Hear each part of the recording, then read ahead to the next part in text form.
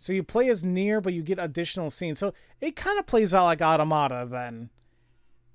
Because, like, that's kind of the same thing. It's like you play, well, you play as a different character, but you get more story. Whenever I interacted with Kaine, I was reminded about something from my past. Maybe my mind has been confusing her with my sister this whole time. Anyway. So even though we've seen this, it's probably best that I don't skip the cutscenes. So there's going to be a lot of repeating here. But the good thing is, this should be a lot more streamlined because, what the hell? Discrimination. Because we don't have any quests to do. Oh, audiobook time. You're right, Smitten. Oh, shoot. You're going to stream all the endings eventually? That's what I'm planning on. Because I got to get the full experience, right? I have a feeling it's just going to be a little bit more streamlined because I spent the majority of playthrough A doing all the side quests and doing all the optional stuff. So I think I can go from like point A to point B from now on. The sound of rain filled the village. The steep cliffs that surround the area magnified sound, causing even the slightest drizzle to rattle like a thunderstorm.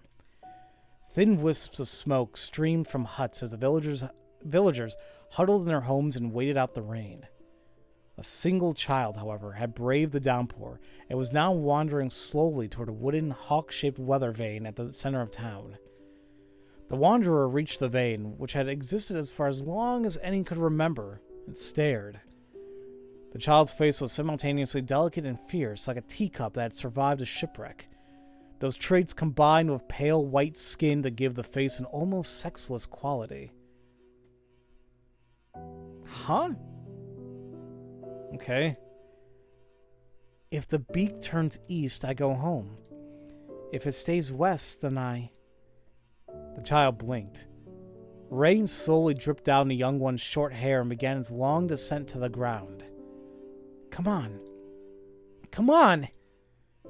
The child felt a slight breeze and watched as the vein slowly creaked to life. Spinning this way and that for a moment, it finally settled with the beak pointing firmly toward the east. East? Really? Before the vein could move again, a jagged rock came spinning and tumbling through the air, striking home against the child's head. The force of the blow dropped the child to the ground as a hail of stones began to fall all around. They're stoning the child? What the hell's going on? Oh no, they found me. A heartbreaking smile crept across the child's face as the stones continued their assault. Through the rain, the sound of multiple footsteps grew louder before a voice rang out. Yoo-hoo, Kaine! The voice belonged to Demo, worst of all the bullies in the area. As Kaine struggled to stand, a final stone came skittering through the mud and bounced against her foot. Blood oozed from a cut above her eye and blurred her vision, but she could make out the shapes of Demo and his usual gang of idiots. I was going to say usual gang of dildos, because Demo, well, never mind. The boy seemed taken aback for a moment by Kaine's seamless indifference to the blood dripping from her face, but quickly regained his bravado. What's up, freak? You like the rain? You like getting all wet? Or did you finally decide to run away from home? Though she knew it was futile, Kaine turned to leave. Before she could get more than a few steps, the other children scrambled to surround her, cruelly burning in her eyes. Kaine knew they were not the only ones on her. They were not the only eyes on her. The tormentor's parents watched from the safety of their homes. She was attuned to the sensation. It was one she had experienced many times before. While some villagers simply turned a blind eye to the actions of their children, many encouraged it openly. In a society ruled by superstition and fear, Kaine was something to be hated and, if possible, destroyed. I didn't say you could leave, freak. Demo's words chewed at her like a worm through an apple. He can't hurt me, she lied to herself. Be strong. Be brave. He can't hurt me. He can't hurt me. He can't hurt... Oh, look! The little freak is gonna cry! What's wrong? Are you sad that everyone hates you and wants you dead? Kaine prayed for the rain to flood down and carry her away from a world that seemed to have no place for her. But if there were gods, they chose to ignore her. As Demo crept ever closer, the clouds began to thin and the rain slowed.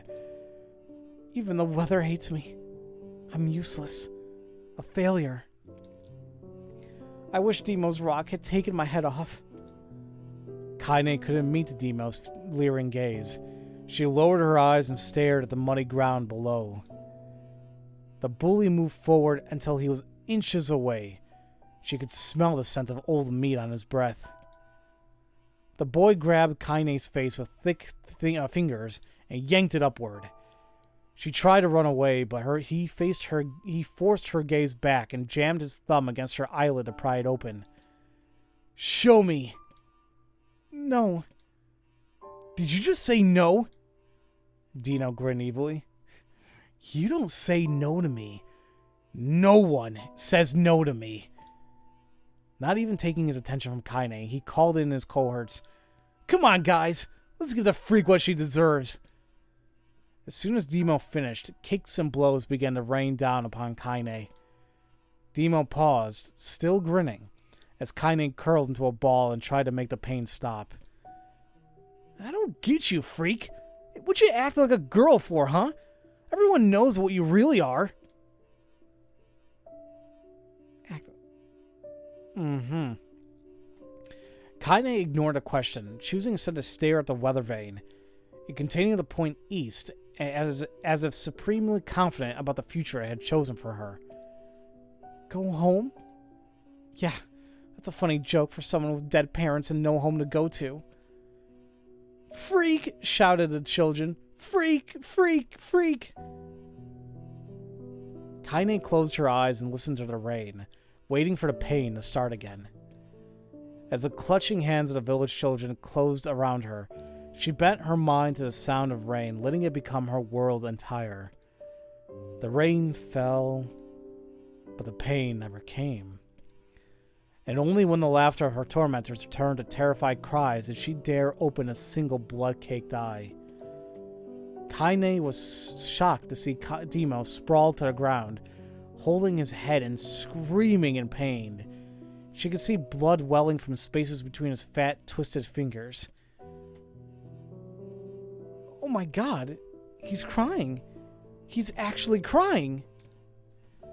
Deprived of their leader, the other children glanced back and forth between themselves as if waiting for someone to step forward and take charge. When no savior emerged, they began an uneasy shuffle away from Kaine. But the young girl was the least of their concerns. Instead, their attention was wrapped on the ancient woman standing a few feet away. After struggling struggling for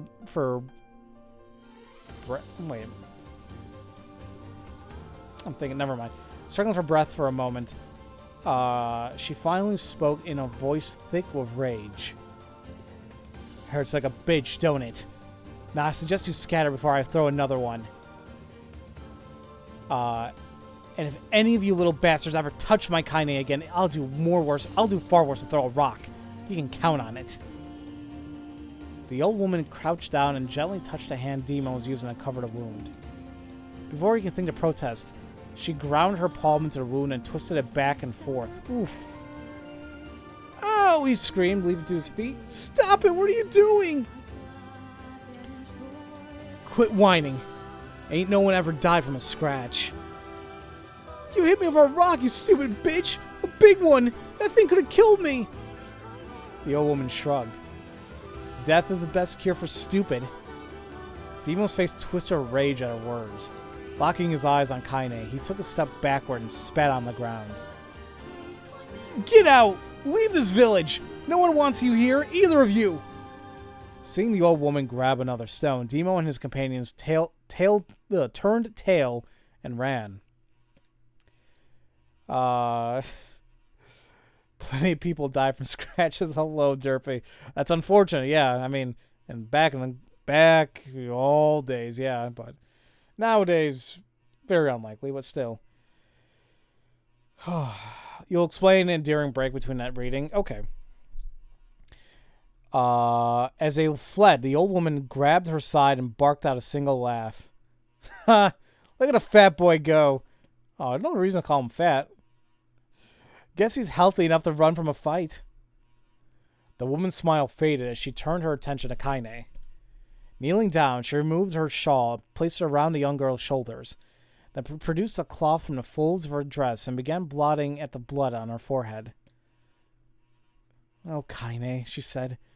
Why didn't you fight back? You're stronger than that lot.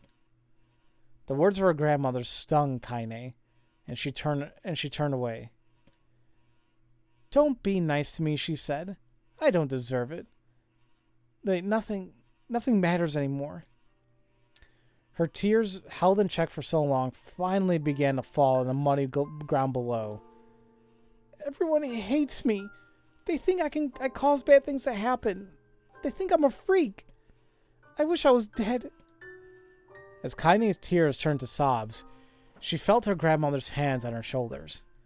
Despite her advanced age and diminutive size, she was a woman of surprising strength, and Kaine found herself unable to turn away. Don't talk like that, girl. It's a river wide and deep that flows between the realms of this world and the next, and it grants no mercy to any that attempt the crossing. You got a duty to fight until your last breath. Understand? The old woman tightened her grip and tried to still the tremor in her voice. You know the pain of losing someone close to you, Kaine. You know because you survived it. As the words hit home, Kaine was struck by the force of her love for the old woman. As a young child, she didn't even know of her grandmother, but when her parents died, the woman quickly accepted her as her own. Oh crap, I lost my train. I lost my, where I would read. Okay. Grandma, as Kaine called her, was cunning, vulgar, and quick to violence, and their first few years together had not been easy. But with each year that passed, Kaine and her grandmother had grown closer. However, it was only now, sitting in the mud of tears and blood caking her face, that Kaine truly understood the depths of her affection. Here was a woman who had seen hard times, who had seen death, who had fought through all these things and somehow emerged on the other side. If anyone could understand Kaine's pain and loneliness, it was her. Do I make you sick, Grandma? Of course not. Don't be an ass. Kaine drew her grandmother's moth-eaten shawl around her body and shuddered. But my body, it's not normal. If I was normal, then Mom and Dad wouldn't... Hush, interrupted Grandma. I'll not hear another word of this nonsense. You're my granddaughter and I love you, and if folks have a problem with that, they can just go to hell. With that, the old woman reached out and placed a wreath of dried flowers in Kaine's hair. The skill it took to bend the flowers without breaking the stems or losing a single petal was remarkable, and the beauty of it made Kaine want to cry all over again. Oh my gosh, these are lunar tears! Grandma, you made this for me? Ah, well that makes sense why there was a wreath of lunar tears in that little caravan that Kaine lived in on the outskirts of the area. Okay. Lunar tears were legendary flowers. Most people could live their entire lives without ever seeing one, and yet her grandmother had somehow collected a dozen or more. Kaine reached up and touched the wreath as if she couldn't believe it was real. Where did you find these? I just stumbled on them while I was out doing the shopping. The old woman turned away as she spoke, leading Kaine to suspect that the search may have been more difficult than she was letting on. The pains she took to construct the ornament, let alone track down the flowers used in its construction, made Kaine's heart hurt. She reached up and gently adjusted the wreath, admiring the way it felt between her fingers. Didn't quite turn out right, said her grandmother as she squinted at it. These old hands have trouble with delicate work, but it sure looks good on a pretty girl like you. Kaine blushed and turned away. You think I'm pretty? Of course you are. What a fool thing to say. Thank you, Grandma. Her grandmother smiled. We're gonna be fine, you and me, she said. Long as we got each other, we'll be just fine. Kaine took her grandmother's hand in hers, and the two of them struggled to their feet. As they began the long walk home, Kaine gripped the hand with all her might, as if trying to stop smoke from drifting away on the wind. The rain had stopped. Kaine stood beneath the weather vane, watching it spin in lazy circles, no longer caring what the direction it faced or when it stopped. I don't need to escape. I have a home now. Grandma loves me, and that's enough.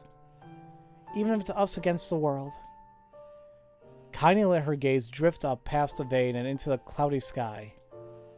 The last faint hints of a rainbow were slowly fading. As she turned and headed for home, the light scattered into a million particles and vanished, seemingly taken away from on a breeze.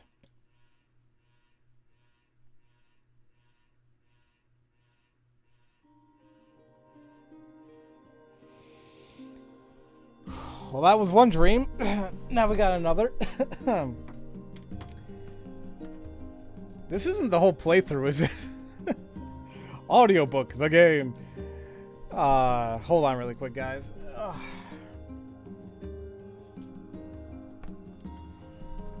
Okay. Now. So this is her dream daily life. In the distance... It's only in the beginning, okay. In the distance, Kaine heard the steady sounds of an axe striking wood. The noise had a purposeful quality to it, as if she was hearing a master woodsman go about his work. The firewood being produced, however, was as far from a work of art as could be. Pieces of every shape and size were being flung around about a barren yard of wild abandon. Anyone trying to stack such wood would probably die of frustration before the job was through. You think it's the last audiobook section? Oh, okay. Stupid piece of shit axe. Kaine's grandmother flailed away with the axe, filling the air with both splinters of wood and words that could make the most hardened sailors blush. Grandma, called Kaine. Oh, that you, Kaine? Yelled the old woman, taking her eyes off the wood for a moment. Don't get too close or I might take off your damn foot by mistake.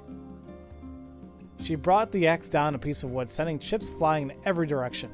One spun past Kaine close enough for her to hear the whistle, at which point she decided to step back.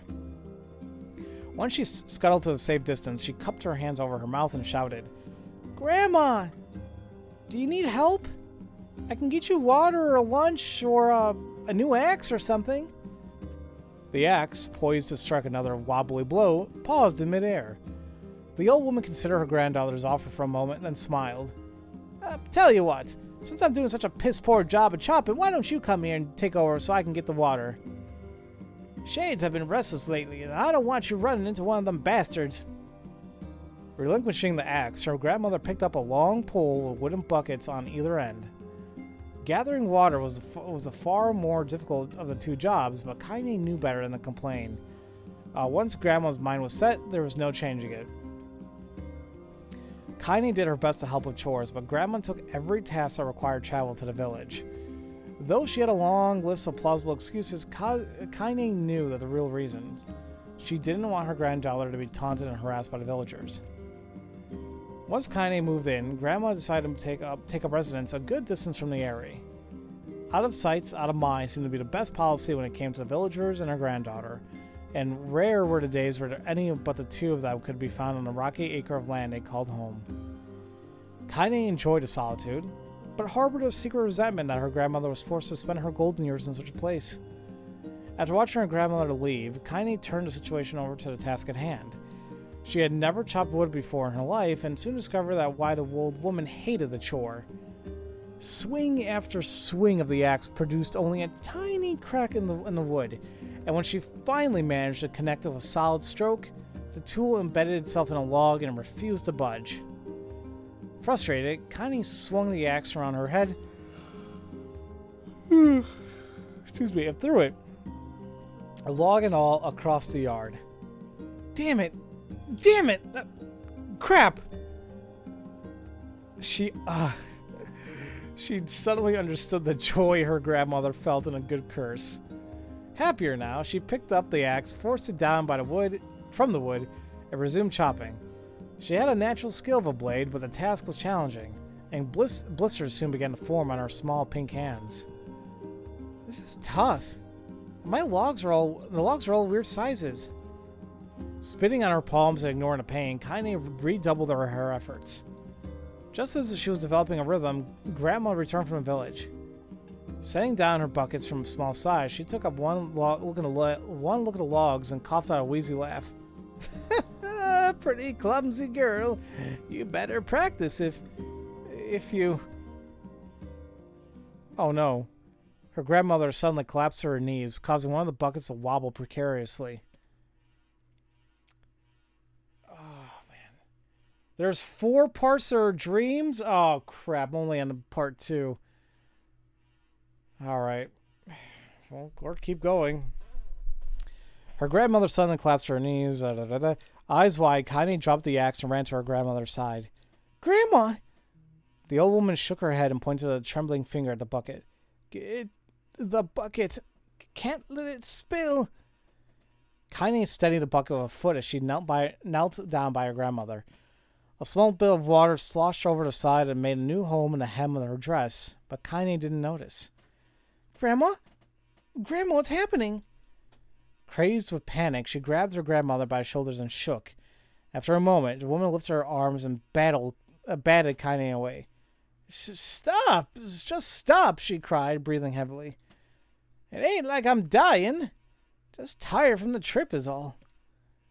Kaine desperately wanted to believe her, but one look at the old woman's shaking hands and worn face told her more than eyes ever could. Her grandmother had lived a long, hard life, and it seemed that the bill was finally coming due. The time when her grandmother watched over Kaine was ending. Sooner than either of them had feared, the positions would be reversed. The next morning, Kaine came to the side of her grandmother's bed and took her wrinkled hand. Grandma, you're sick and you need medicine. I'm going to the village. The old woman shook her head and tried to rise, but Kaine gently pushed her down. It's all right, she said. It'll be fine. I'll be fine. Her grandmother fixed her with a gaze that could melt steel. After what seemed as an eternity, she finally lowered her eyes and sighed. Well, I don't like it, damn it. But I guess I should quit being so stubborn and let you grow up. The old woman watched as Kaine strapped on her boots and made her way down the road to the village. Hours later, an unseen sun made its way across the dark and rainy sky. She was still watching. Kaine moved at a brisk pace, checking her pockets every few minutes to make sure the money her grandmother had given her was still there. Every noise caused her to spin to her heels, making sure she wasn't being stalked by a shade, or worse, Demo and his gang. Sorry guys, my couldn't freaking I felt like I couldn't even talk there for a second. Shoot, where the hell was I? She encountered neither tormentors nor shades, and Kaine finally found herself at the entrance to the village. The few adults she could see glanced sideways at her, then muttered to each other behind raised hands before slinking away into the shadows. Let's see here. Her heart racing, Kaine took a series of rapid, shallow breaths and tried to calm herself. I have to prove myself. I have to help Grandma. I have to be strong. She chanted those words to herself over and over as she slowly made her way. Finally, her eyes settled on a rotund older woman who was angrily waving her arms in the air and telling anyone who would listen exactly what she thought of Kaine's presence. Hey lady, said Kaine with a bravado that she did not feel. Where's the apothecary? The person who makes potions and all that. Apothecary? The woman's flabby cheeks shook in bewilderment, wild anger. How dare this things speak to me, that seemed to say. But Kaine saw that her eyes held a different emotion. Fear. Yeah, we're both scared, lady. Trust me on this one. Which way? Kaine repeated. The woman pointed at a small building to her right before hitching up her dress and stumbling off in the other direction. Kaine cringed, expecting a stone to come flying into the assembled crowd, but none came. Her mind was filled with a strange sense of pride as she made her way to the apothecary. But the new emotion had little time to take root. For as soon as she opened the door, she noticed a familiar customer at the counter. It was Demo. He'd clearly been sent here on some kind of family errand because his gang of followers was nowhere to be found. Oh my god, he sputtered. I mean, what are you doing here, freak? The insult was delivered without force, and Kaine happily ignored it. Stretching on tiptoes to see over the counter, she asked the shopkeeper for the medication. Barked Demo. The old bitch finally keeled over? Go to hell, Demo. The boy's eyes grew so wide that it seemed ready to fall out of his head. But before he could let them fly, he could let fly a comeback, or worse, a punch. The apothecary told him to knock it off before he kicked them both out of the store. Demo slunk out of the shop, cursing Kaine under his breath. Once he was gone, she allowed herself to breathe once more, taking a brief tour of the shop while the owner prepared for her medication. Countless tiny bottles filled the cramped store, each with a label written in some indecipherable language, as an ocean of aromas assaulted her nose, creating a scent that was exotic but not altogether unpleasant. Seeing such a variety of supplies gave Kaine a sense of peace. Surely, in a world so vast, there would be a place that she would be able to call home. On the far wall behind the counter rested a portrait of a stunning young girl. The picture had even contained bright, vibrant colors, but time had worked its cruel magic, and they were beginning to fade. The beauty of the work, however, remained undiminished. You like that picture? Kaine turned to find the apothecary with a small vial of medicine in his hand. His eyes were gentle but sad, and he seemed to stare through her and into nothing as he spoke. That's my daughter. I sketched it when she was just a little girl. She's been dead a long time now. Kaine didn't know how to respond. She just stared at the portrait and tried to come up with the right words. Pictures are wonderful things, continued the shopkeeper. They let the ones closest to you live on forever. He shook his head slightly, then looked down at Kaine and smiled. Handing her the medicine, he reached into his sizable green apron and produced a handful of old wax crayons. You should have these. There's no one left that I wish to draw. Kaine took an instinctive step back, causing the shopkeeper's face to darken. Yes, I've heard the rumors about you, he said. It's a small village and word travels quickly. Between you and me, I'm not sure which of them to believe, but I also don't think they matter much. I know your grandmother, Callie, and I think the way she was driven out of this town is just deplorable. Grandma's name is Callie? Thought Kaine suddenly. She was still mulling this new fact over in her mind as she reached outward and gently took the crayons from the apothecary's hands. Her grandmother's an old friend of mine, he said as Kaine scooted away yet again, and I owe her that much. I wager she would like it if you drew a picture of her. Yes, I think she would like that very much. Kaine murmured a quiet agreement, but inside her heart was bursting. Never before had a villager treated her with anything but complete contempt. It was a tiny, almost imperceptible step, but it was a step nonetheless. With enough tiny steps, she might one day discover the rest of the world. When Kaine returned home, she found her grandmother asleep in her bed. Her feet were blackened and raw, even bleeding in bitted places, leading Kaine to think that she had been pacing around the room until exhaustion finally caught up with her. She placed the medicine by her grandmother's pillow and turned to leave, but she found the old woman's hand clasped around her arm. Back already, are you? Asked her grandmother with a yawn. Come here.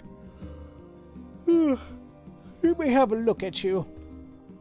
The grandma sat up and examined Kaine from head to toe. Finally satisfied that nothing terrible had befallen her grandchild, she leaned back and allowed herself to relax. Well, How was it? Those bastards give you any trouble? It was kind of fun, said Kaine in a small smile. No, seriously, it was. Fun, huh? Asked her grandmother in a voice that implied she believed anything but. Uh-huh. So anytime you need me... Oh, uh-huh. So anytime you need me to run an errand, just let me know. As she spoke, Kaine removed the crayons from her pocket. After a brief explanation of their source, she informed her grandmother that she was going to sketch her portrait. A portrait of me? Ridiculous. No one wants to stare at a wrinkled old crone. But Grandma, it'll make you live forever. Horseshit, said her grandmother, throwing back the sheets from her bed. Living forever would just piss me off. Now put those crayons away and help me with dinner. But Kaine would not relent, and in the end, Grandma found herself leaning against the wall of her house as if posing for a master artist. Kaine took up the crayons, eyed her subject carefully, and set to work. Just as her grandmother was about to nod off, Kaine finished the piece. After staring at it for a bit, she realized she released it from her grip and let it slowly drift to the floor. It's terrible. It doesn't look like you at all. I'm sorry, Grandma. I thought these crayons would, make drawing easy or something. The old woman's eyes narrowed at her granddaughter's disappointment. Let me be the judge of that, she said, ignoring the pain in her back and reaching for the paper. The sketch could have been a person's face. It also could have been a boulder, a lump of clay, or an incredibly misshapen loaf of bread, all rendered in a chaotic array of colors. The old woman stared at the picture for a long time, and slowly wheezed out a laugh. Oh, Kaine, she said between laughter, you truly are my blood. You're as clumsy as me, and I love it. But, hush. I won't hear any more bull about how ugly you think it is. It came from the heart, and I'll treasure it always. True to her word, the old woman gave the picture a place of honor above the kitchen table. In the days that followed, Kaine would often catch her staring at the portrait with a strange smile on her face, an action she interpreted as silent, mocking laughter.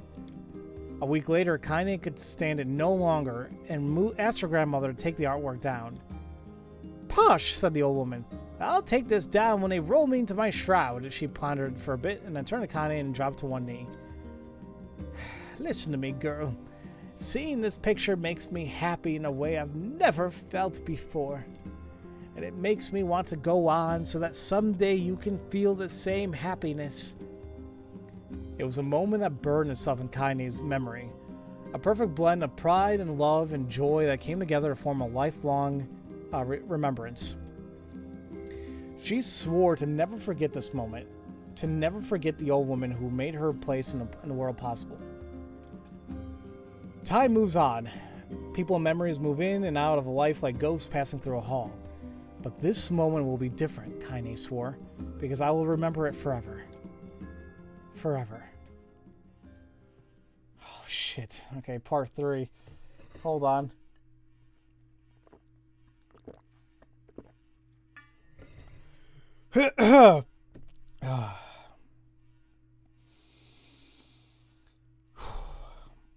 I know I don't have to read it out.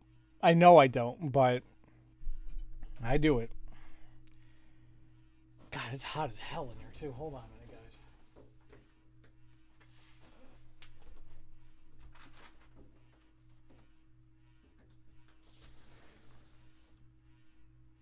It's not even that great outside. Ugh. I needed some air in my room, and it was like crap. Oh, your mouth would be dry. It's my throat is being kind of stupid. Oh man. Kaine listened to the sound of crackling firewood and stared at the black object on her plate. She'd been pushing it around the wooden disc for a good 10 minutes, ignoring the bemused stare of her grandmother. Finally, she summoned her courage and gave the object a brief sniff. A sharp, bitter scent flew up from her nostrils and made its way home there, causing her face a twist of disgust. Grandma, I can't believe you want me to eat a bug. The old woman threw some more wood under the cooking pot and snorted. It's no bug, you fool girl. It's a berry. Why the hell would I be feeding you bugs? Yeah, well, it sure looks like a bug, said Kaine. I think it's burnt or something because it smells terrible. Backwash some saliva? Ew, God no. With that, Kaine held her nose and threw the berry in her mouth, chewing as little as possible. Oh yeah, that's terrible, all right. Why, you little brats, laughed the old woman. Look at that sass on you. You've been spent too much time with me, that's a fact. 5 years had passed since the moment when Kaine's mother, grandmother, saved her from the bullies. As is often the way with two stubborn people, their relationship had grown in fits and starts, but moved forward all the same. Meals that used to be somber affairs were now filled with laughter and hurled abuse in equal measure. Kaine could not remember a time where she had been happier. As the years went by, Kaine started to shoulder more and more of the daily responsibilities. Her grandmother's legs grew weaker by the day, and she could no longer do many of the chores that she used to take for granted. And so this morning found Kaine lacing up her work boots with a breakfast of burned berry rolling through her belly. Where are you going today? Asked Grandma suddenly. Kaine looked up surprised. The old woman rarely asked for specifics anymore. Well, I was going to check out the calma trees and see if they were ripe. I thought we could make some jam or something. Oh, I'm going to go pick up some flagstones so I can take the wheelbarrow. Flagstones? What in the hell for? Kaine stared at her grandmother, then held out an arm and swept her around her home. Constructed mostly of cloth, rope, and rubble, the old place sagged like a boxer in a final round. Grandma, a dying cat could shoot through this house. I'm going to build a stone wall so we can have some protection. The old woman laughed, exposing her toothless grin to the world. Ah, damn, girl, if a bunch of thieves want to ransack this old place, let them come. We got nothing worth stealing anyway. I'm not worried about thieves. I'm worried about shades. People saw one west of the village yesterday. The old woman tilted her head and stared at her granddaughter. Well, shoot. I don't know why you have to do it today. You can worry about it some other... Grandma, no. If I don't go to the calma trees, we won't eat tonight. You know that. A confused expression passed across the old woman's face, and for a moment she was a small child lost at a carnival. Yes, she said after a bit. Yes, of course you're right. I'm sorry, Kaine. Lately it seems my mind is... She didn't finish the thought. Instead of walking over to her nightstand and gently taking a wreath of lunar tears from the drawer, the flower's petals have aged to a brilliant whiteness, and Kaine thought it was more beautiful now than the day she first received it. You're gonna be a true woman soon, Grandma said as she placed the flowers in the girl's hair. So that means that less chatter about shades and building defensive walls and more talk about how beautiful you've become. Annoyed, Kaine reached up to remove the garland, but the look in her grandmother's face stopped her hand. Welcome back, Jaden. You missed nothing besides me talking for like 30 or 40 minutes straight. You're a beautiful thing, said the old woman, and there ain't anything like you in all the world. I'm very proud of you. Okay, Grandma, that's enough damn compliments for one day. Such a mouth on you. Where did that come from? Oh, gee, I wonder. I'll teach you to sass me, girl, yelled Grandma. Suddenly, she lurched forward and grabbed Kaine by the ears, pulling her around the room with a crazed grin on her face. Grandma, yelled Kaine in a quaking voice. Grandma, stop it, what the hell? The old woman stared at her and blinked, then slowly held her wrinkled hands out as it was the first time she had ever seen them. I don't know what happened there. I'm sorry, girl. Sometimes my mind just... Kaine thought the look on her grandma's face was the most heartbreaking thing she had ever seen. Listen, she began. Maybe I should stay home after all. No! I won't have you stay here to keep an eye on an old codger like me. You go get your fruit and your wall and whatnot. I'll be fine. And when you come back, I'll have a nice grasshopper dinner waiting for you. Kaine rolled her eyes, then kissed her grandmother on the forehead and made ready to depart, trying desperately to ignore the worry that was gnawing at the walls of her heart. Kaine could feel the old woman's eyes watching her as she moved down the path. Don't turn around, don't turn around, don't turn around, she told herself. But in the end, the temptation was too great. She spun on her heel for one final look and saw a small, bent woman standing in front of a ramshackle hut and a sad expression on her face. God, she looks so old now. It's like the wind could reach down and just carry her away. Kaine worried about her grandmother all day, causing her work to suffer. What little fruit she could collect was tossed carelessly into a wheelbarrow, and she only found a couple of stones before losing interest in the project. Finally, as dusk approached, she decided to call it a day. Cursing herself for the lack of focus, Kaine pushed the nearly empty wheelbarrow back down the path. As she crested the final hill, she suddenly froze in place. The wheelbarrow fell from her fingers and collapsed on its side, sending a few pieces of wrinkled brown fruit rolling back down the hill.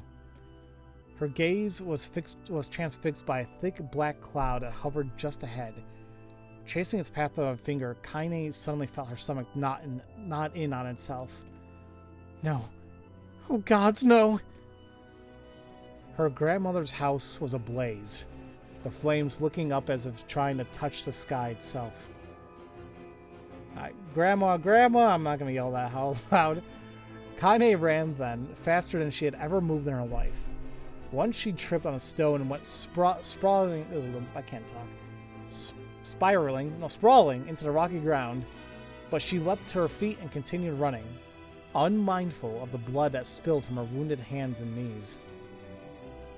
As she got closer and closer, Kaine's mind began to race in time for her footfalls.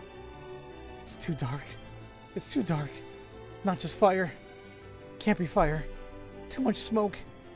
Gotta save her. Gotta save her. She burst into the front yard and came into a sudden halt, her worst suspicions confirmed. The smoke from the fire was mingling with the thick, inky blackness of an enormous shade. The massive creature supported itself on 3 twisted feet. Oh, wait a minute. Is this the damn thing that we were fighting earlier? Maybe that's why she was upset about it. 3 twisted feet and achieved balance through means of a large armored tail. Scales, horns, and claws sprouted from its body in a random chaotic pattern, giving it the appearance of a lizard designed by some insane god. Seeing Kaine, it let out a roar and flicked its tail, sending small whirlwinds spinning around the yard. For a moment, the creature retreated into a shimmering, inky blackness, as if her mind was unable to comprehend that such a thing could actually exist. But then the smell hit her, a blend of rotted meat and excrement, and then the horror became real once more. The creature bellowed again, and this time Kaine responded with a scream of her own. Ah! All right, you bastard, she thought, as her scream echoed through the high cliffs around them. It's you or me. Let's go. The shade eyed Kaine with bemused interest. Then it began looking from her to the house and back again, as if urging her to look at the destruction it had so gleefully wrought. With dread building in her heart, Kaine glanced toward the house.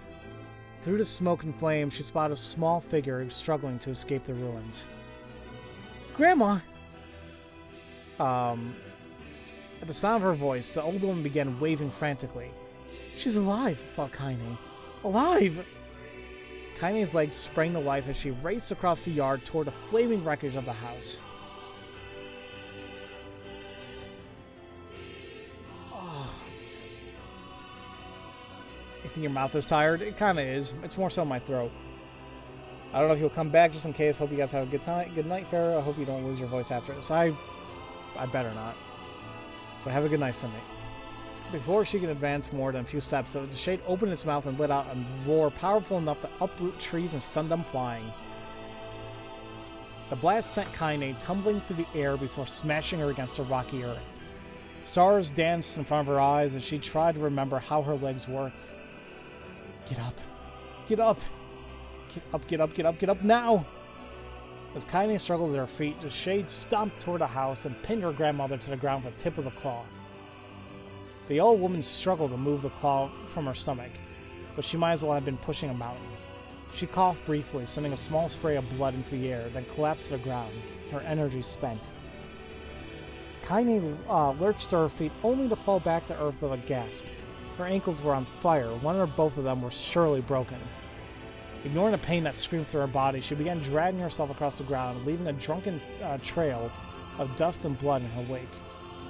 Grandma, hold on. Just a little longer.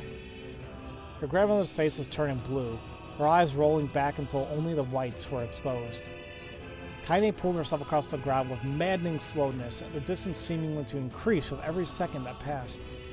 The shade glanced between the two women and flicked out its tongue, its giant mouth turning up at the corners. Short, panting breaths bleached from somewhere deep inside its core. Bastard. Laughing at us. She had no idea that such a mindless creature could experience emotion. But there could be no doubt the Shade was taking joy in their suffering. Yeah, I see your plan. The Shade moved its claws slightly, allowing Grandma to breathe again. It was clearly keeping her alive only to snuff out her life when Kaine was close enough to touch her. I'm gonna kill this bastard. Summoning all her strength, Kaine rose to her feet. There was a sickening snap of her right ankle, as her foot twisted backward, but she forced it from her mind and began to hobble toward the monster. Pulling a small knife from the pouch of her waist, she leapt on the foot that pinned her grandma and plunged the weapon deep. Give her back, she screamed. Give her back to me. It was like stabbing a rock. After a few swipes, the knife broke at the hilt with a dull snap.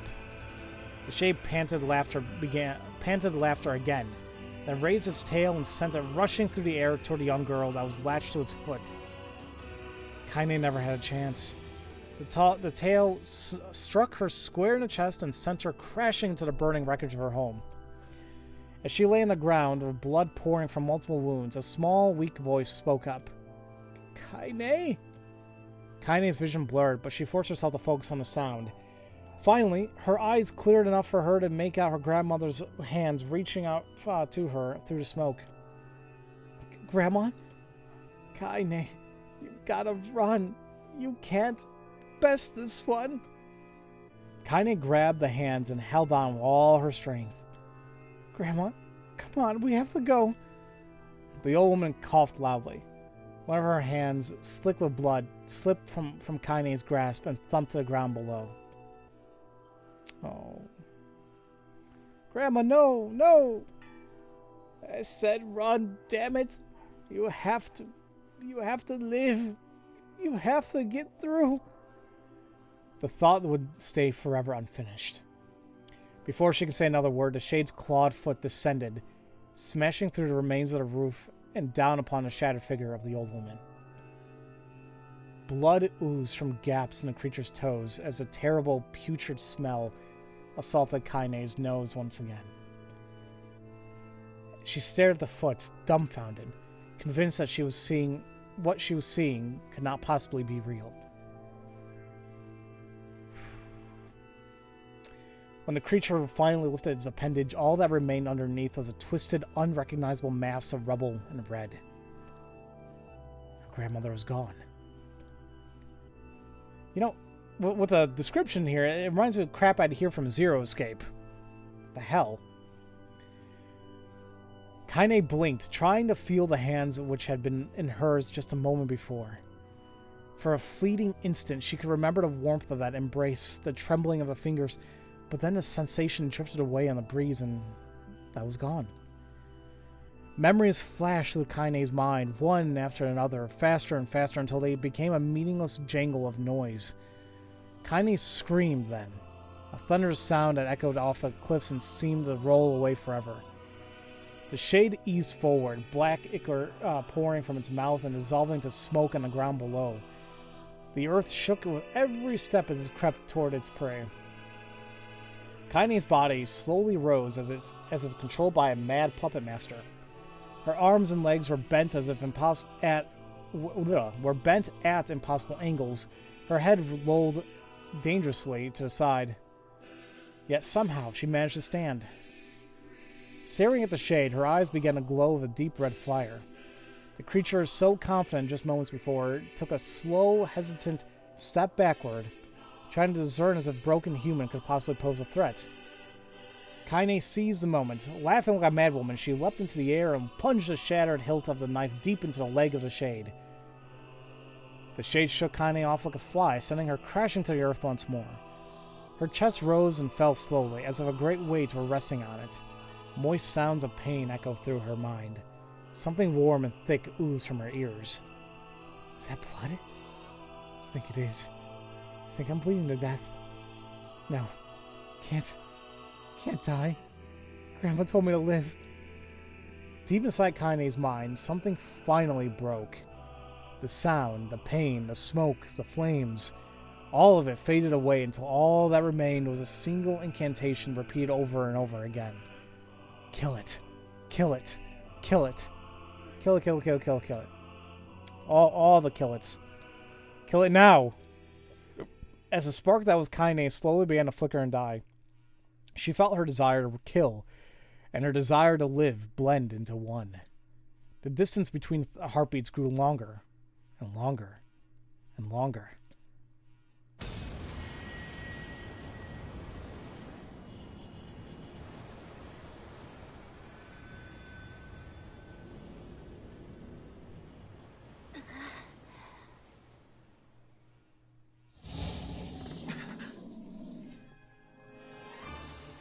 The beast approaches. Oh, I know. You really want me to do this now, game?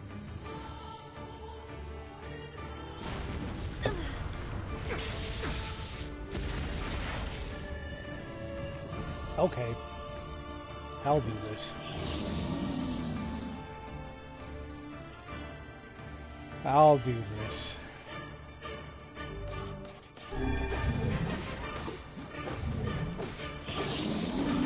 Gives me a small ass break from reading all that.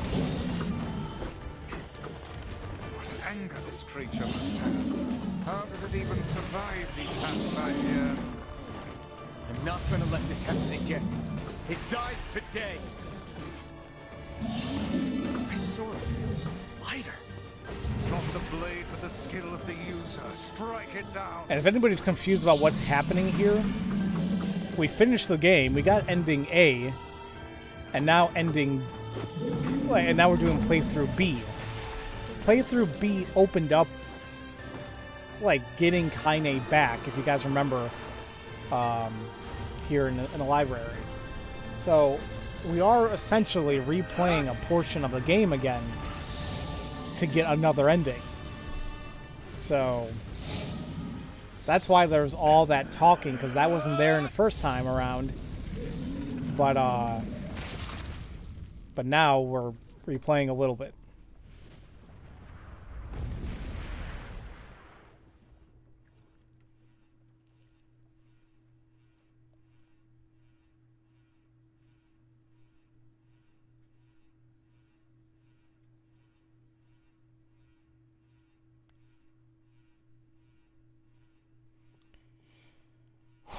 One more, guys. One more, apparently. Encounter. Gently. Weakly. Softly. The shade, sure that its tormentor was dead, turned and stomped off toward the horizon, stopping along the way to bellow one final roar. Couldn't kill it. Shame beyond imagining, Kaine turned her head to the side, but only succeeded in coughing up a huge gout of blood. It was getting difficult to see, but only after a moment of fierce concentration did she realize that her left eye was gone. What? Laughing to herself, she turned her remaining eye to the ruins of her home and noticed a ragged stump of arm resting a few feet away. Holy crap, like she... Damn, okay. Yeah, that's mine, she thought with a mad giggle. This is gonna make clapping a real bitch. Cried a sudden voice from the depths of her mind. Finally gonna die, are you? Well, you had it coming. Go to hell, Demo, she thought at the unseen assailant. Go to hell before I pluck out your eyes and feed them to a dog. The voice of her childhood terror evaporated into smoke, only to be replaced by another more recent voice. Hold still, said the apothecary, materializing from the ruins like a ghost. I want to draw you. That way you can live forever. No. Stop. Don't want to live forever. You want to die right here. I see, he said quietly. Well, if that's what you want. The spectral shopkeeper fluttered in and out of existence for a moment, and produced a piece of paper and sketched quickly. After a few seconds, he turned a page to Kaine and smiled. Since you rejected my offer, I decided to draw someone else. It was a picture of her grandmother, real as life. Kaine opened her mouth to thank the man, but stopped as the picture began to blacken in the middle.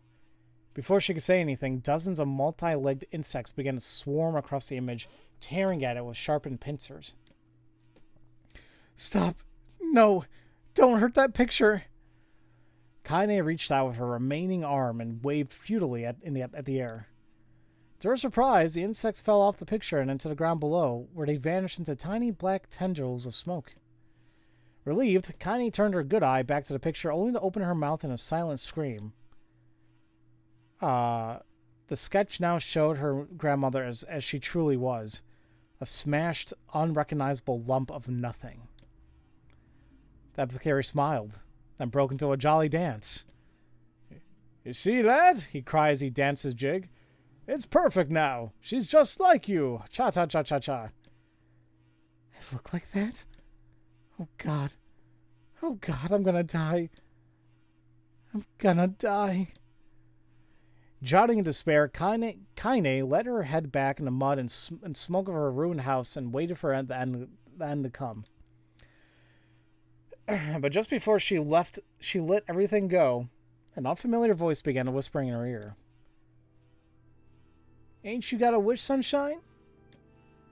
The voice was vulgar and fierce at the same time, as if insanity had somehow found a way to take form. Kaine wanted to scream as the voice crawled under her skin, but her lungs refused to work. You know, a wish, like a prayer or something? Why don't you get on your knees and start praying to heaven?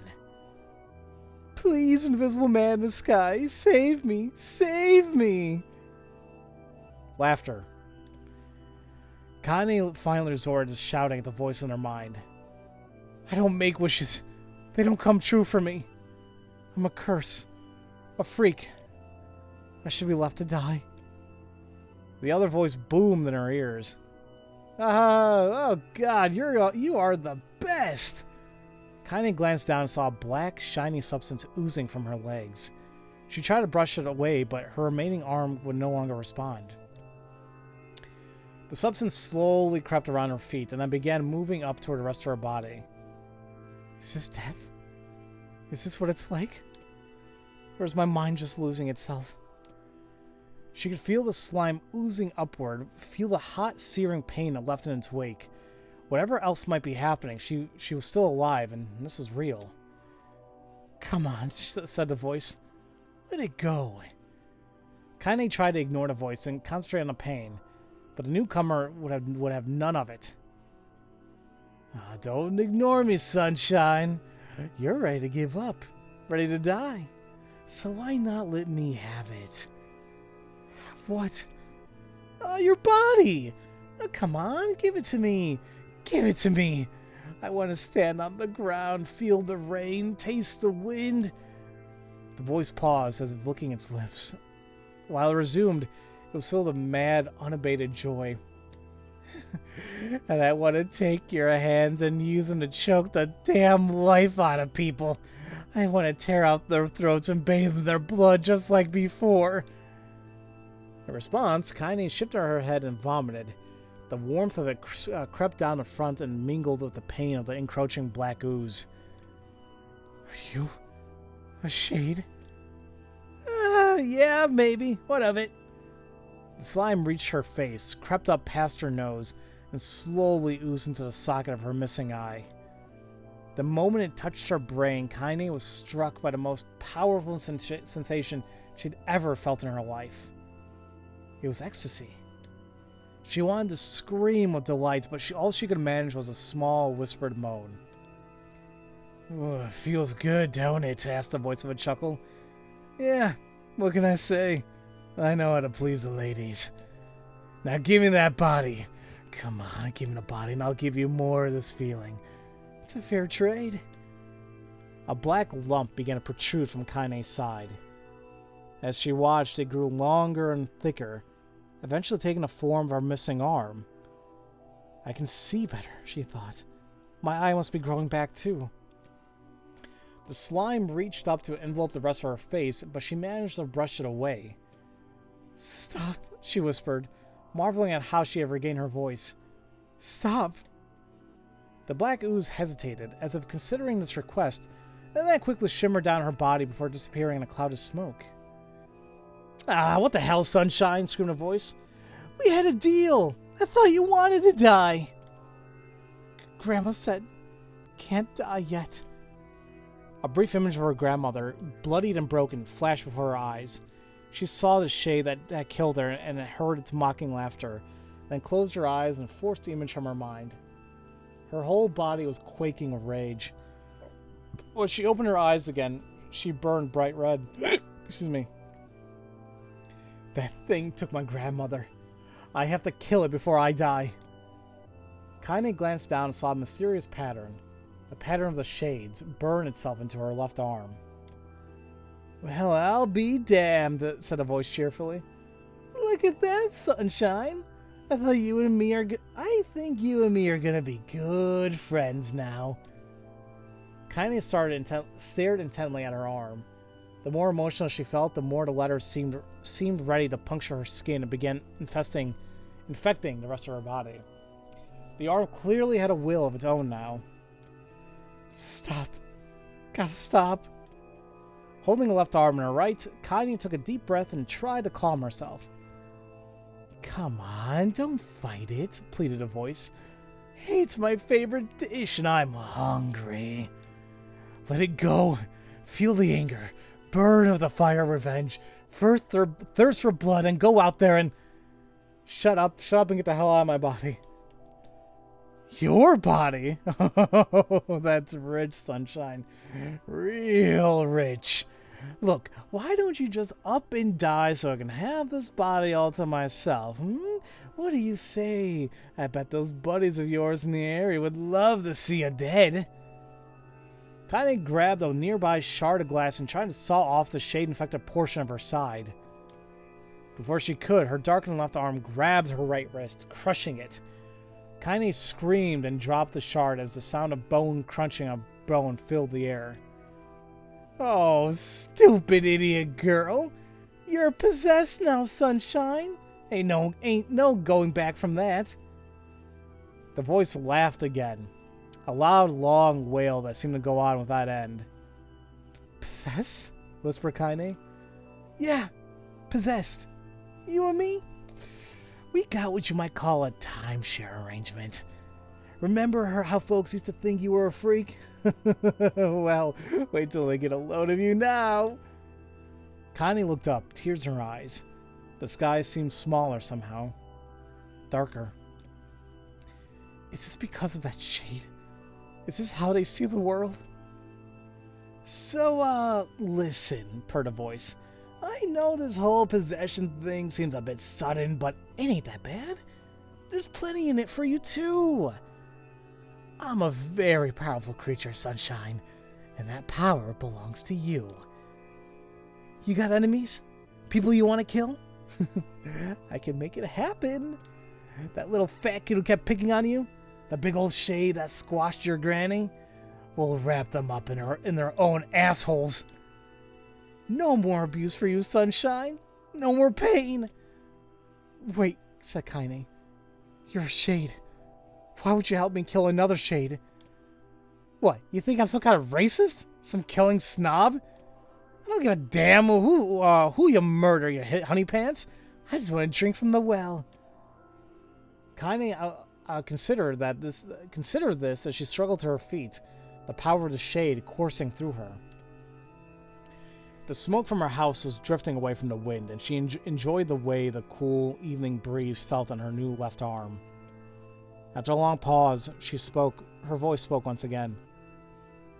"So, how about it? You and me? We could have some good times together. Look, I'll even take care of the bloody part if you don't want." "Fuck off, asshole," muttered Kaine. "I'll handle the killing." Screamed a voice. "Look at you go! Oh, Sunshine, we're gonna have so much fun!"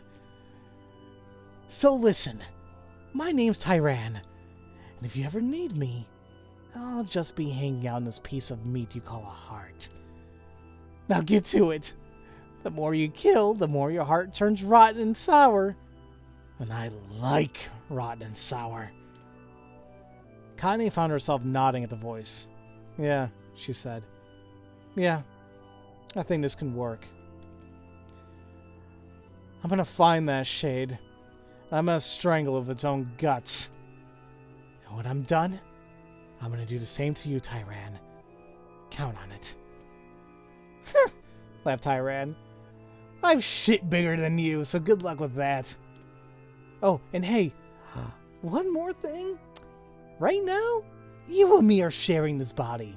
If you ever run out of hate, if you ever, you know, go soft, then I'm gonna take over everything. So keep on killing, sunshine, and watch your back. The voice grew fainter and gradually faded away, fading to somewhere deep inside Kaine herself. Kaine waited until she was sure the voice was gone, and then waved her new left arm in a few times. It feels perfectly normal, she thought. It feels like mine. Desperately, she began poking and prodding at their new limb, determined to find something wrong with it. She didn't want it to feel normal. That would mean the creature inside her had already won. I'm not a shade. I'm Kaine. Repeating this mantra in her mind, she slowly began digging through the rubble of her house before careful to ignore a certain red-stained spot in the corner. Finally, after what seemed like an eternity of heartbreaking work, she found what she was looking for. It was a wreath of lunar tears. Though it had been through hell and back, the garland's petals were as bright as ever. Kaine started to place it in her hair, and slowly lowered the wreath and stared at it. I'm sorry, Grandma. I'm so sorry. But I don't deserve to wear this anymore. I'm possessed, corrupted, a freak. And this time, I don't think there's any going back. Holding the flowers to her heart, Kaine fell to the ground and sobbed. As night gradually lightened to dawn and the people of the area rose to their daily lives, she remained in that position, as if tears could somehow wash away the horror that now infected her world. Alive! Stay alive! Stay alive! Grandma. Kaine, you gotta live! You gotta come back to us!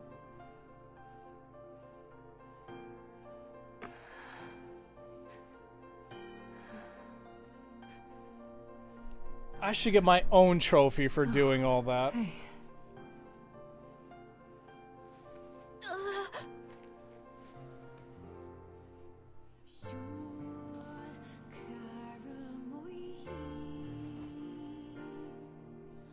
God, my throat is actually like tingling. Emil, you were the one calling me, weren't you? You still recognize me? Of course. I knew you right away. Thank you, Kaine. Welcome back, Kaine. Wow. You grew up. At least I didn't lose my voice So- yet. How long has it been? 5 years.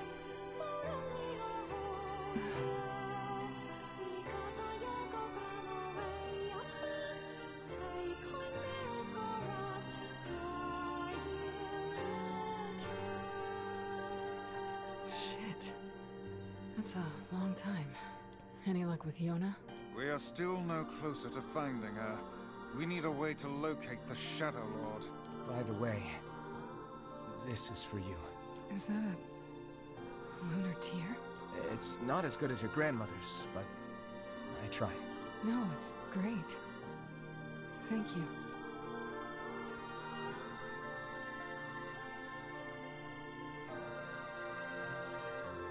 Kaine waking from her long petrified sleep. Emil's unflagging kindness. Our reunion was a happy one, and we let it wash over us like rain. That is, until Devila and Popola had to go and ruin it all. Oh yeah, because they're gonna kick them out of the village. Are you kidding me? You can't be serious. You know what were first Kaine's words to Papa NieR after her sleep? You'll look like shit. That sounds about right. Please try to understand. People are tired and scared, and I'm sorry. I'm sorry you have to bear the brunt of that. This is crap, and you know it. It's okay. We can sleep outside. No one's sleeping outside. You and Kaine saved this village. And now they want to run you out? People are afraid of us. And really, I understand.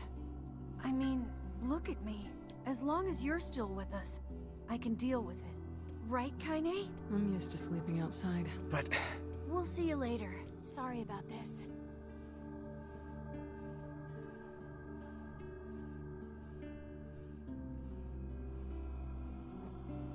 What is the matter? Kaine always sleeps outside. I never thought about that until just now. Never even occurred to me. Damn it. We should turn in. What I don't understand... Ah, Jesus. I didn't get much Hold sleep on. that night. For the first time in my life, I hated Devila. For the first time in my life, I doubted Popola. But those feelings are pointless in the end. They said and did what they did for the sake of the village. To protect it from the horror of the Shades.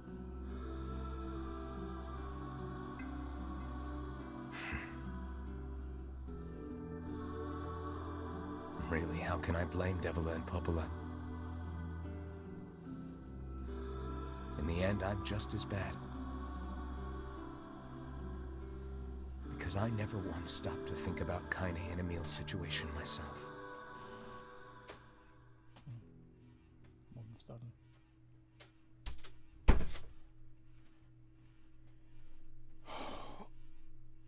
I lost some damn train of thought.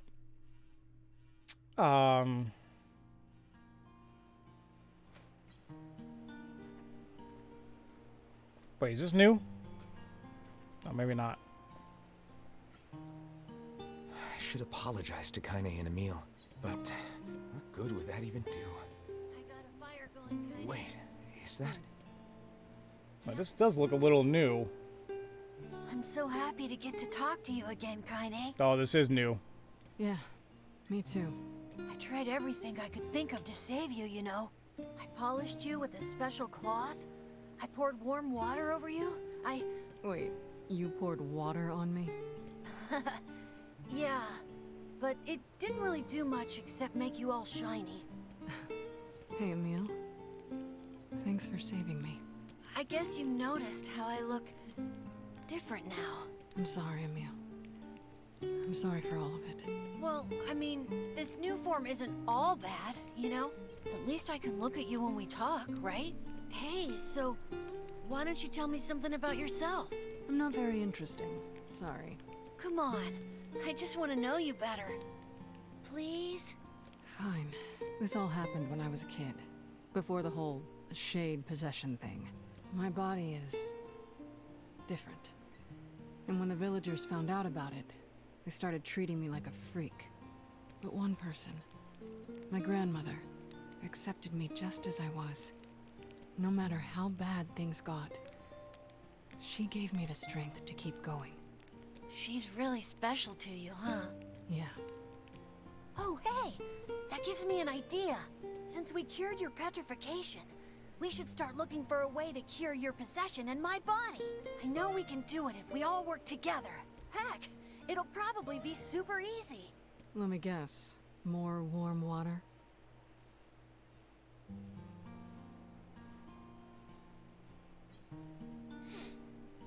Okay, can we just forget I told you about that? Sorry, once again, there was something I had to check really quick.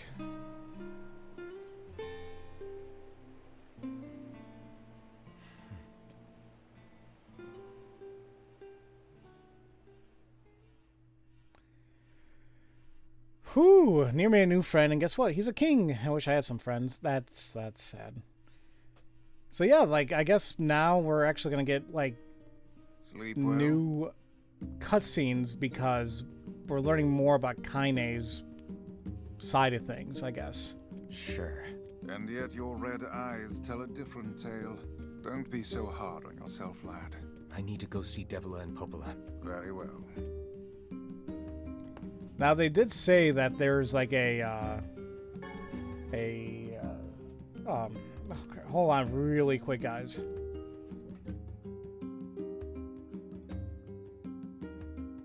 Alright, so sorry about that, guys. They said there was, like, a, diary or something here. Ooh, where the hell did I go? It makes me wonder what exactly that is. What might that be? It's Mom's diary. I have not heard you speak much about your mother. She got the Black Scrawl and died when I was little. My apologies for bringing it up. It's all right. I can barely remember her face anymore. This is the only thing I have left of her. Reading it helps remind me of when we were still a family. I see. But the final entries get a little strange. In what way? Well, here, take a look. No, wait, oh, what the hell did I just do? Saved. I just wanted to examine stuff. Can you not hear me?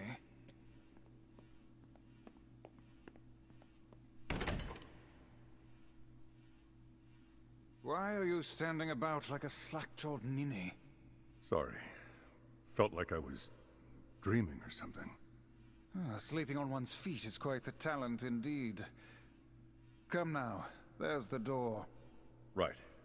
Let's go. Yeah, what? This is Papa NieR. Is that the same voice actor too? Did they bring him back for this? What? What? It's Papa NieR. So if you guys don't know, like,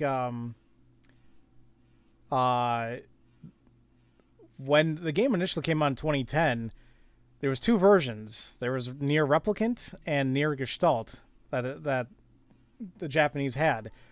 And over here in the West, we only got one version. It was simply called NieR, but it was this version, NieR Gestalt. And you play as Papa NieR. You know, you play as a father instead of a brother. So in NieR Gestalt, it was Brother NieR. Like when you like went into this door, you mean, or? And yet, I'm not gonna lie, his voice, like, holy crap, like, it's damn. I wish I had that voice. Well, I wish I could talk like this normally, but it's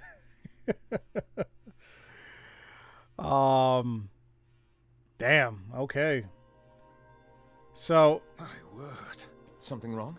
I feel as if I've just awoken from a most unpleasant dream. I know what you mean.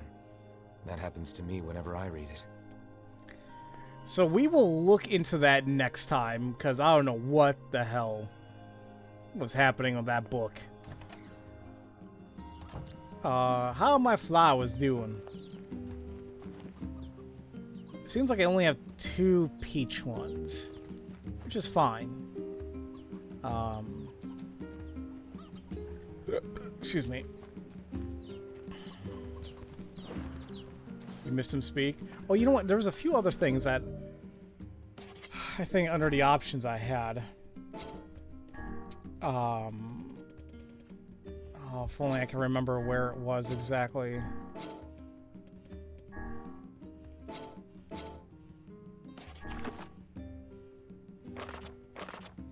Well, I don't have to worry about quests anymore. The weapons I'm getting there. Didn't it mention something about, like, different options? I don't know. See you later, Jaden. Thank you so much for coming out, buddy.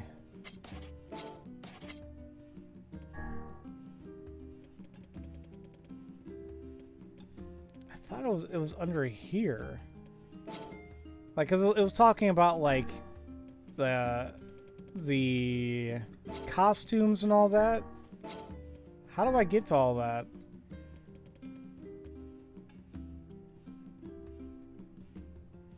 Oh, what? So you can change the music to, from NieR Automata. That'll be kind of cool. But it can only be done on the title screen. Is that what I have to do? I have to go to the title screen and do this stuff? Alright, well, first off, let me save. Because I'm done. Ooh, wait, you know what?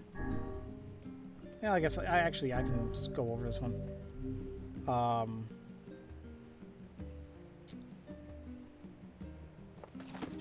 I want to go to the title screen.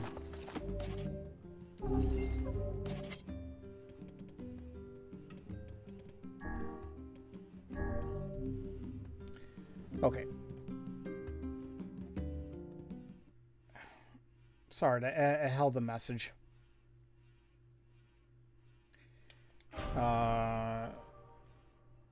Options. Game settings. Is it gonna be the same stuff here?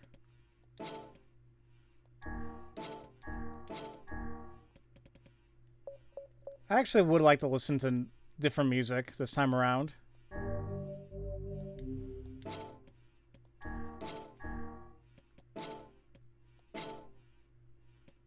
Oh, here's wardrobe. That's right. Yeah, we have different, like... I can change it through here.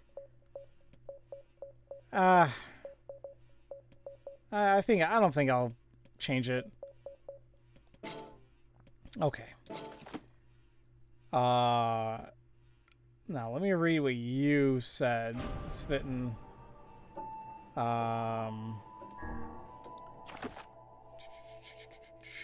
Because yeah, you were gonna talk about Kaine, about that line. Kaine is a hermaphrodite.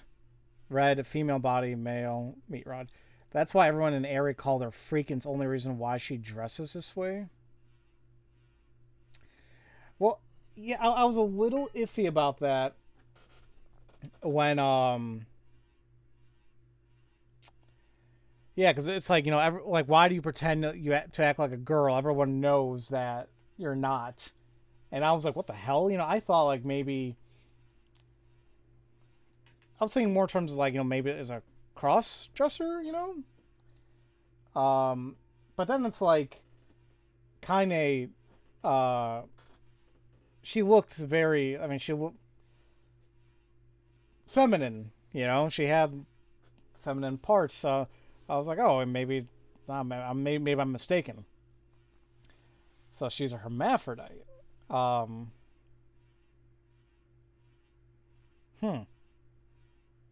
And I assume this has no, like, large bearing to the story. Kind of like how Emil is pretty much supposed to be gay. No lie, you were going to say that? When she spoke, it was a little deep, though. I mean, I get that, but at the same time, there's a lot of women out there that have, like, deep voices. And it's just how they are, you know? In the old version, you can actually see the bulge if you look a certain way. Oh, wow. So, not to be, like, ignorant or anything like that, but what would be the proper... What would be, like, the proper... I don't know. How do you address Kaine? Do you still say, like, her, she, and all that? Do you use those pronouns? Do you just keep it simple, say they? I don't know. Pretty much, like, it explains her behavior, but not really affect the story. Yeah, but the thing is, going back to her behavior, it seems like a lot of it comes down to her being possessed by this Tyran shade, I guess. But see, the thing is, like, if it's a shade, or should I say a gestalt, the soul of somebody, why is it so, if you want to say, clear for her? A shade never spoke like that. At the same time, when we were fighting the ghost girl shade thing in a ship, and then at the end, when we were fighting the Shadow Lord, they were obviously trying to say something, but we did not understand it. Is it just something that perhaps maybe Kaine knows because she's now part shade now? She's possessed by a shade? I'm a little unsure about all that.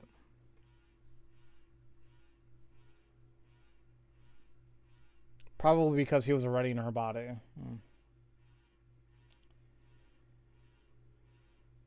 Whew.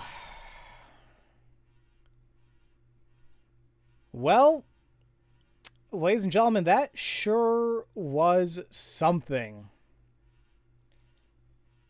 I am exhausted. And it is late. I need to have dinner. Because apparently food's been ready for a long time. And I just been here. So, I'm not sure how I want to handle this. Well, off screen, I'm going to see if I can get that damn eagle egg. So I can freaking upgrade my damn Phoenix Spear eventually. When the junk heap opens up. And then I guess I'll play through the game again, but this time it should be a lot quicker because I did all the quests already. It should be from point A to point B, you know? Still going to take a little while, but definitely not the 60 plus hours it took me to get through A, you know? And a lot of that was just, grinding, or fishing, I should say. So about that diary, it has no tangible story, so it's just fighting. You get 3 weapons from it. Oh! Well, that's perfect then. I gotta get all the other weapons, so I feel okay. Ooh, you know what? I'm wondering when should I get, when should I do that, the thing then? Because I would do it at the beginning of the next stream, just get it out of the way, but I kind of am tempted to get my damn sword, or my Phoenix stuff, like, all the way up. So maybe I'll wait until I can upgrade it, and then I'll take a portion of the stream to do the fighting, I guess, which I have no idea how bad it's going to be, but we'll see. But yeah, today's stream has been very eventful. Holy crap. And I can't wait to see what else the game has to say at this point. Yoko Taro is he's a master in his own right. Honestly, I can't wait to see what else he's planning on doing. If it's another NieR, if it's another game entirely, I can't wait. But for today's stream, holy crap, that's going to be it. You guys have put up with me a lot today of the audiobook and everything else, and I appreciate you guys being here.